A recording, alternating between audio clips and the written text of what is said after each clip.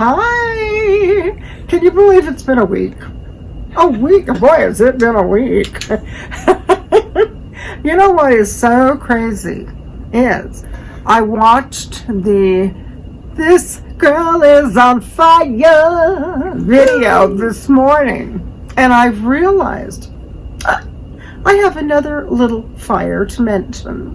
Oh, okay. Lay it on us, Lilli DeCair. But this is just kind of a fun thing. Well, not really, but kind of. Before I went on my little road trip to Oregon to my goddaughter's wedding, and Oregon, by the way, it was 110 degrees. Woohoo! That state is on fire. I did prayers to higher power source, asking, please, if it be thy will, that while I'm on my little road trip, since I haven't been out of town in 2 years, could we possibly not have any fire in Oregon? And lo and behold, we were in a good space and no fire. Just 110 degrees, that's all. Yet what I discovered when I came home was my apartment condo that burned in a 5-alarm fire about 12 years ago did it again. Yes. That was the one that was all on the news. It was her apartment complex that was on fire before caught on fire again. Yeah. Oh. And I was thinking, oops, I didn't happen to mention don't let Salt Lake burn, but it's like, okay. Thou must be more specific, Lilli. So I just wanted to mention that one that is kind of an addendum to the This Girl Is on Fire video. Let's just add another one, check. So, and the one I wanted to chat about for a few moments today is body image, body shaming. And I was down in our little park with my tiny man, Chi. Come here. Do you want to come to Mama? Do you want to come in my lap, huh? No? Yes? No? Okay. Okay. You just let me know when you feel like it, okay, sweetheart? Okay, darling. I love you. Okay. So anyway, down on Thursday morning, down in the park, and there was a lady there, and she kind of scooted on over to me and let me know that she and 2 other ladies had been down there a few days prior and had been chatting about me, of all people. And one of the ladies had said, I really like her, but she acts like she knows everything. Oh. And so but that just made me laugh, because I'm living in a senior high-rise, and a lot of our folks have, kind of lost it a little bit, not as sharp as they might have been. I mean, even, I had a stroke 2.5 months ago. I'm still coming back online myself. Anyway, I started laughing when she said that, and I said, well, darling, I do. How very insightful of that woman to have picked up so easily on my expertise. And then it was so funny. Another lady, and this is something that would have really gotten me in former days, okay? Another lady said, why doesn't Lilli lose weight? Oh. And this lady is considerably bigger than I am. Yet, in former days, before I did Reiki, before I worked with all sorts of good mental health tools and 12-stepping and Recovery Inc. and so many things, medicine wheel that I've done, those sort of things would have really hurt me. Mm-hmm. And I would have taken it really personal and to heart. And I just didn't respond. And it's like, I just kind of let it roll off my back. And it's like, and to me, in my mind, it was like, oh, another one who thinks I've never, ever thought of losing weight, for heaven's sake. Yeah. And oh my goodness, with all my myriad of health glitches and meds and everything else, crack that whip over me. It ain't gonna happen. And I probably, like so many young women, went through times when I just beat myself up. Something fierce. I had a mom who had been a model. My adopted mom had been a model. And she didn't really compliment me much. She more or less, this isn't right or that isn't right, or you need to fix this or whatever. And so I really, and my dad never. I remember I was 22 and going out to lunch with my father and asking him, why have you never, ever given me a compliment? And my dad's response was, I didn't want you to get a big head. You get one lousy compliment in a lifetime. But I'm not doing this about, feel sorry for me, wow. It's like it took me a lot of work to move beyond all of that. I experienced lots of prejudice in Europe because I was the wrong species, the wrong race, because I was half Jewish. And the Americans didn't like me because I came from the economy, or so they thought. And being from the economy means being from the people of the population. And Americans at that time, at least, really tended to look down on people that they thought were German or European. So I dealt with that a lot. Then my dad was a colonel in the army. So military has its higher up and low and everything. And the problem there was I was an officer's kid. So there were lots of non-coms kids, a lot more of those than there are officers' kids. So there was prejudice because I was an officer's kid. I spent an incredible amount of time alone. And I would go, in Germany we do something that's called spazieren gehen, which means walking, which I loved. And I would go, we had forests all around, and I would just go in the forest and sit under a tree and just sing my heart's content. And it turns out later I find that a lot of shamanic type folk have gravitated to nature, to trees, etc. So I just went through childhood, not really getting much in the way of affirmation, confirmation. I did get ripped a new one regularly for not being this enough or that enough or whatever. And one really sad thing was I didn't realize that I was pretty. Mm-hmm. I never knew I was attractive. And it's not until later years where I look back at pictures and I realize, not half bad, kid. Yeah. You were really all right. Why were you beating yourself up all the time? And yet, in our society, our world, that happens. I don't know who gave all of us free license to pick on others and to do that sort of thing.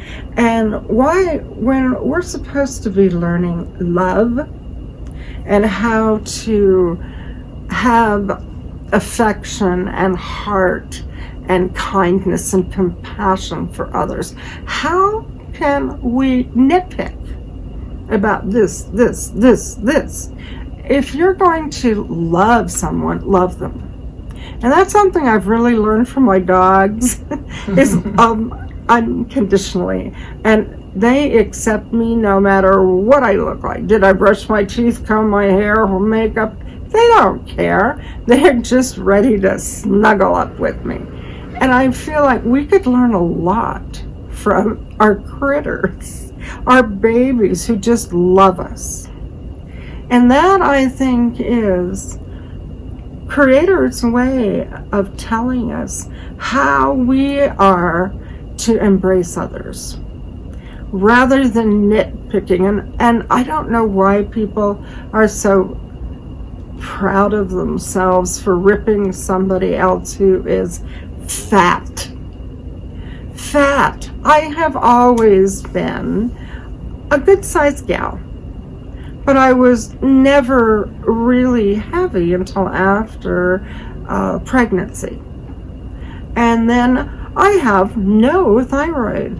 I was taken to this little yellow and black building that had skull and crossbones all over it, and I was put in a closet. And people who had lead aprons on and those space-type arms, the accordion arms, put me in a closet, stuck an arm in there, and gave me a bottle of iodine to drink. And it was to go direct me to my thyroid, to burn out my thyroid completely. The thyroid affects every cell in your body. And at first, you don't feel so strange. But for 3 months, I was not allowed around my child. I was not allowed around pregnant women or little ones because I radiated from my thyroid. Go figure. And you had that procedure because, was it Hashimoto's? I started out with Graves' disease. Right. Which after 37, 38 years may have morphed into Hashimoto's, But it doesn't matter whether I have that sort of an issue or something else. It's just like, who has the gall to judge any one of us for our bodies, for our appearance? And one of the things I've learned to do is when I'm embracing someone into my life, I am always looking at them with love in my heart and in my eyes, and thinking about what is it about them that, fascinates me, learning from them, or something I find ridiculously attractive, And older people, when I compliment them, like a lot of times I see older people who have really gone above and beyond to make themselves attractive. And rarely do they get compliments. That is so sad and ridiculous. I look at older people, and when I see that they have made a special effort to look good, to look decent, I am forever pointing out to them, oh my goodness, your hair is so pretty. Or, I love that brooch. It just makes your eyes sparkle, honey. Or when I see a man, an older man who's cleaned up and looks good. Wow, you are really sharp. I live on the 10th floor. Oh, baby, oh, baby. But anyway, I really would just like, I wanted to bring this up because I feel like, we don't really have that privilege of just tearing others down. We do it all the time, and that can be a habit. And instead of it, it's like shift and change that habit. back to cancel, and find something about the individual that you actually can think is marvelous, compliment, love, make their day, make them feel happy, tell them that you see the kindness in their eyes and the love in their eyes, or just whatever it is you may see. It could be shoes, I don't care, but just we can all concentrate on those kinds of things more rather than ripping people new ones. And the funniest thing is, if you think naughty thoughts in your mind and speak supposedly sweet thoughts and speaking, there's a discrepancy going on there, and the individual you're speaking to, you're addressing, is going to feel discrepancy. So that's not good, because they're not feeling genuine concern, caring, appreciation. They're feeling and then they walk away feeling what just happened? Yeah, it's like I just feel like I got sucker punched. And they said something nice to me, but it didn't feel right. Something didn't, So anyway, our job, and we can all do this, all of us can do this, our job is to just move beyond that. Really take a look at others and just think about, send love. It's like I was telling someone recently that when I see or hear ambulances, fire trucks, etc., I will send Reiki, yet I will also send loving thoughts and ask all the beings involved, ask their angels to please be with them and help in whatever manner possible. And that's just something, whether I'm walking on the street and an ambulance goes by or just whatever, because I just want to hold all the beings involved in the highest energy, the highest light. And that, my dears, is a fabulous place to come from. And the more you come from that, the more serenity and tranquility you have, the more love, the more peace, and the more you are using the law of attraction. And you are attracting your good to you, because it's so circular. And the sooner we humans get that, understand that, what you put out comes around. When we talk about karma, driving my own karma. So I wanted to have either of you had any body issues ever? Oh. Yes, you've just spoken the story of my life. Since my first awakening memories, I believe. Yeah. And, have you noticed that most, especially women, but men too. Oh, yeah. And you'll see little kids with body issues. And it's like, oh my goodness, where do they learn these things? Mm-hmm. Because they wound up beating themselves up over and over and over.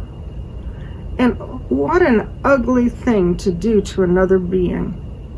And it really, what you're saying, Lily, it kind of is an extension of that. You'll see what you look for. Absolutely. And I think it kind of starts with ourselves. Yes. Like I would imagine, my diagnoses might be that woman who would see that in you and want to comment on that, that's just the tip of the iceberg for the way she talks about herself to herself all day long. Otherwise, it wouldn't just be in the forefront of her mind to be talking about that, unless it was in the forefront of her own mind already.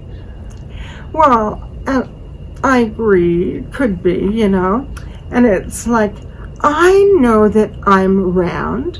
I'm just this cute little round woman. I'm sexy as hell. And naughty as can be.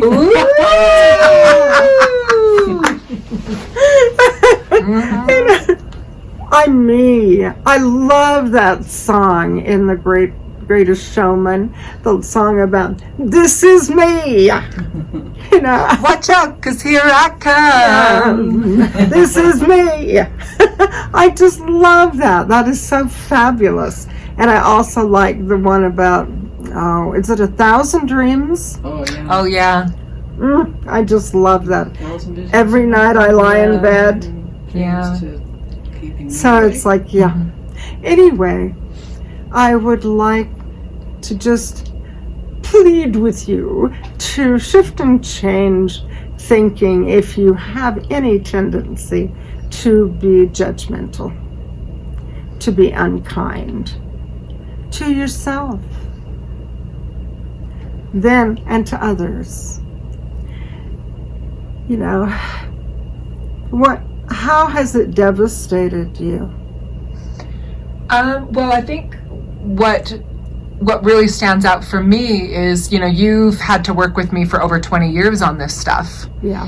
And you've taught me kind of that thing of you will see what you expect to see.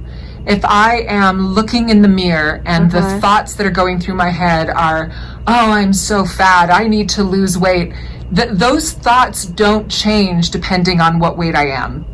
I lost 100 pounds. I could not lose that addiction to thinking I needed to lose weight. It was such a well-trodden pathway, neural pathway in my brain to look at myself in the mirror and immediately look at what needs to be tightened, what needs to be firmed, where there's a little bit of fat that needs to go. It didn't matter if it was 100 pounds or 1 pound or 0.1 pound. My brain was so conditioned to look for that in myself that I literally couldn't see anything beautiful. And you worked for so many years and you said you're not going to see what's beautiful until you practice seeing what's beautiful. It's a muscle and a discipline, and when you start to do that, everything changes. And it's a constant, it's a daily thing, looking in the mirror and trying not to focus on what I think is wrong, but really appreciating and feeling appreciation for the things that I like. And that too is part of the law of attraction. And deliberate creation. You know, ask and you shall receive.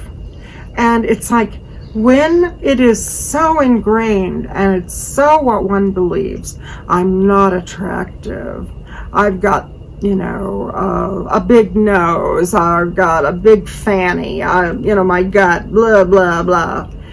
You know, it's so easy to constantly rip ourselves apart. Yeah. And it's time to shift and change that. And I have really noticed for myself, on those days where I'm particularly hard on myself, maybe something that'll always trigger me is if I put on an outfit and it feels a little tighter. Yes. And then my brain starts panicking and, oh my gosh, if I gained weight and I can't even wear, this used to be my big shirt. Now it's a tighter. Those days are when I have no tolerance for anybody else. Right. On those days, I'm hypercritical. I'm either, if someone's thinner than me, I'm jealous of them and angry and feel like a victim of circumstance and why wasn't I born with perfect metabolism, or, you know, it's a little victim mentality. Yes. That's all I'm seeing is people's bodies all day long. And, you know, my brain is going, where am I in this? Thankfully, it's not very often right now. But I remember that used to be kind of a habitual way of walking around in the world. Yeah. You know, I really love this little tool of, you're not a victim, you're a volunteer. Quit volunteering to beat yourself up. Yeah. You know. Yeah. What about you, sweetheart? I've always stuck out. And talk loud. Oh, yeah. If you want to even come up closer to me. Let's do a little... Well, I've always stuck out since I was born, because I was 21 and a half inches long. And so in preschool, like if I showed you all my class pictures, preschool, way taller than everybody, all the way up through today, always the one sticking out in the class pictures. Or they'd put me on one side of the class and the teacher standing on the other side to balance the class, because I just looked weird standing with the kids.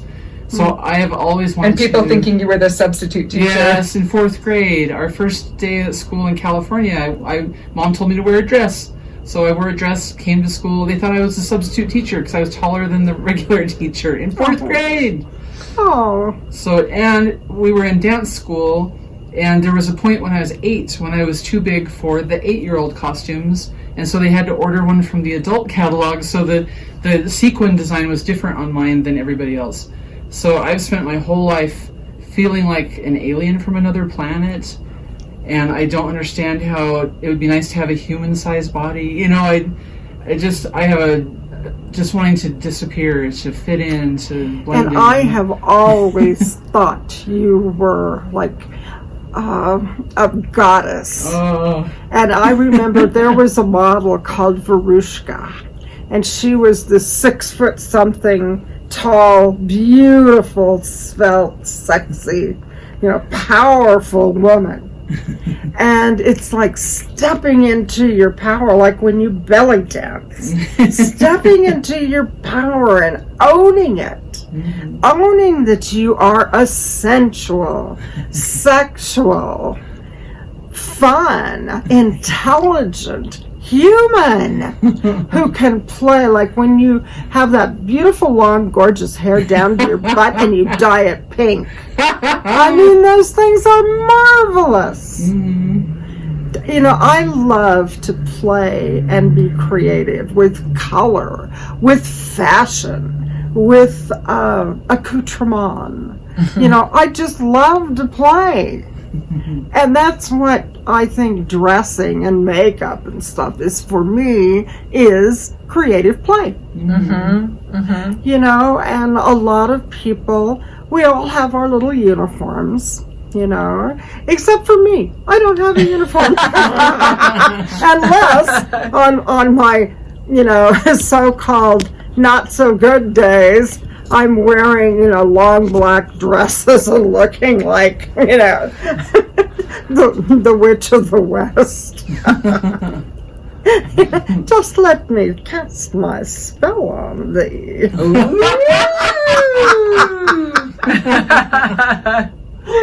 When I first looked at these videos, I just thought, oh my God, I am so goofy. And I laugh so much. Mm-hmm. And it's like, And I really did not like that.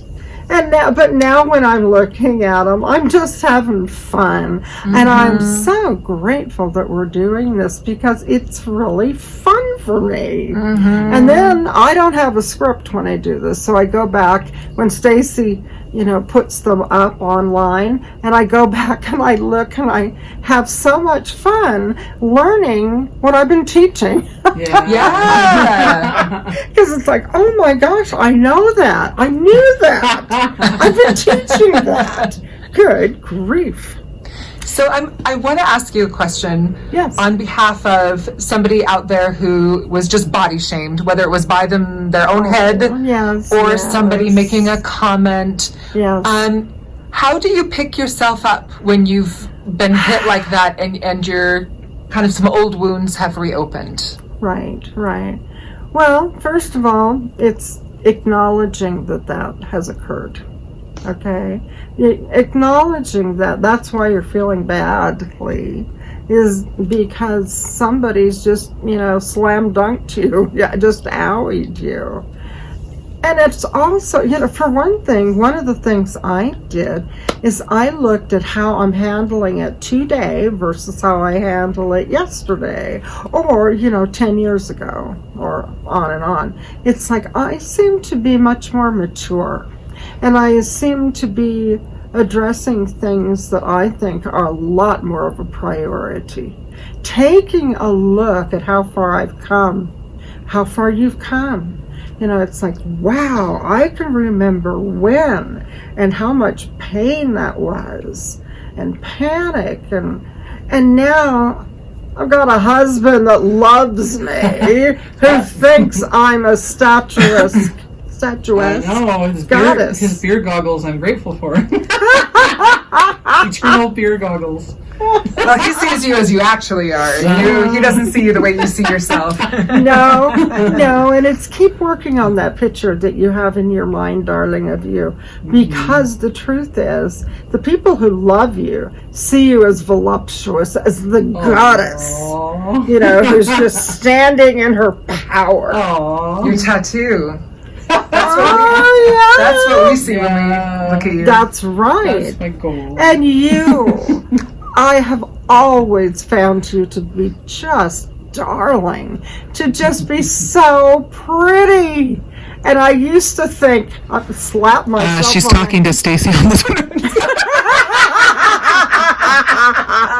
I just wanted to slap myself on the head. How can this beautiful little gal think she is, you know, fat and unattractive, and she would dress down. I remember you would dress as conservative and hide, you know, I want to hide. Yeah. You know? Yeah. And that's, your body would, you know, you'd go into yourself and you just try to hide.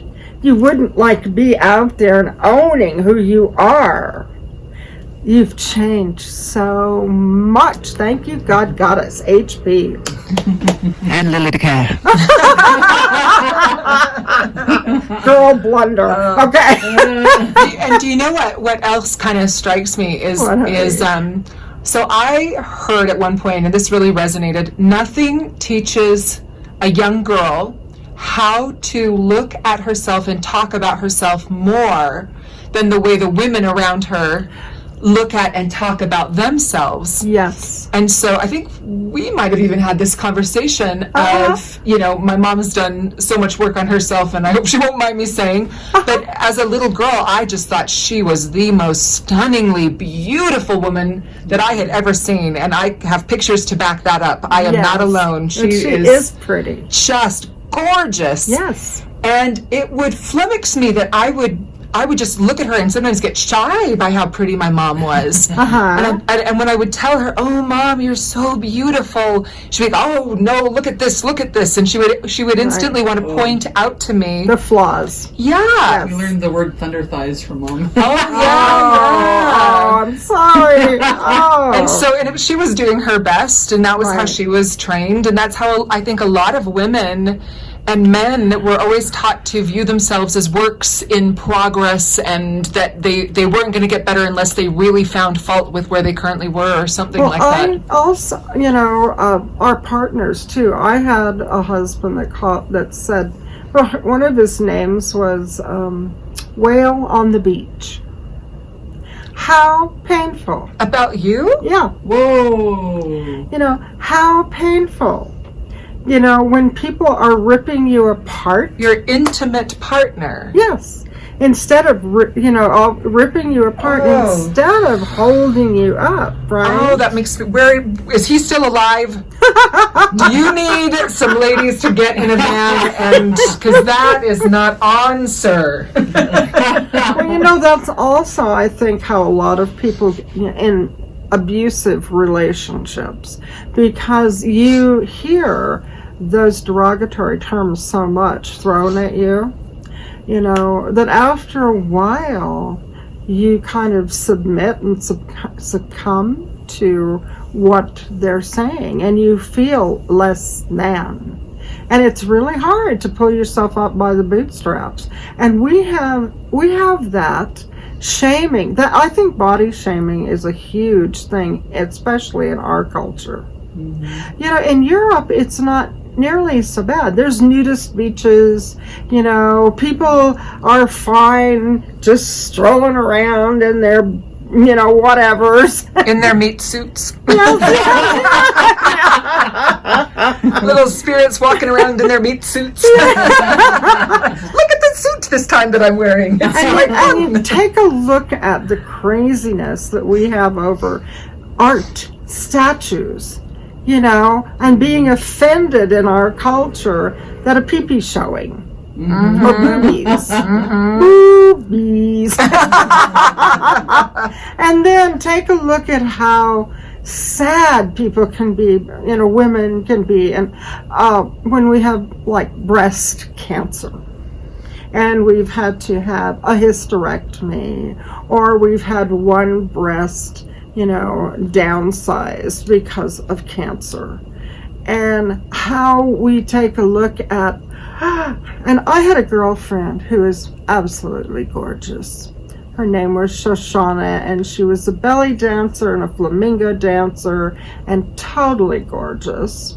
And in order to please husband, and probably her audiences, she went and got implants. Well, later, something happened with those implants, and they became like rock hard. Okay, they burst and they became rock hard. Well, she died at the age of 57 of cancer, and, it was so sad, as she had so much to offer, so much. And yet so many women, in order to make money, as a model or a stripper or a dancer or an actress or something, will do these sorts of things in order to enhance. Or the women who will take, and take a rib out or something in order to make waist smaller. Those things are drastic. And yet they seem to be a part of our culture. And nowadays, thank goodness, people like J-Lo's butt. Yeah. I like big butts, and I cannot lie. So anyway, Yeah. I am just asking people, whoever might see or hear this video, just take it to heart, and see if you can help others by thinking kindly and good thoughts of them. And then please think that of yourself, because we need to clean this up. It's been centuries that can you imagine all the hundreds and thousands, perhaps millions of people who have really been seriously wounded, and then we go all the way over to the people who are narcissistic, we go over that, and it's like, So anyway, just walk your talk, live the life. If you don't, let's see, say what you mean, say what you mean what you say, and don't be mean when you say it. Yay! Love. Okay, darlings. We're going off to do a Reiki.